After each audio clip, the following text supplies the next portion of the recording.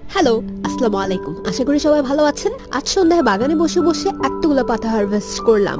এই পাতাগুলো দেখতে এত নাদুস নুদুস ও রসালো লাগে, মন চাই গাছ থেকে ছিঁড়ে ছিঁড়ে খেয়ে ফেলি। বলুন তো এগুলো কিসের পাতা? তাদের বাগানে সাকুলেন্টের কালেকশন রয়েছে, তারা নিশ্চয়ই বুঝে গেছেন। জি, এগুলো ছিল সাকুলেন্টের পাতা। আমার কাছে জাস্ট কয়েকটা সাকুলেন্টের ভ্যারাইটি রয়েছে। পার্পলটাকে আমরা শাপলা সাকুলেন্ট বলি, আর দুটোর নাম আমার ঠিক মনে পড়ছে না। এবার একদম শীতের শুরুতেই কিছু পাতা বসিয়েছিলাম।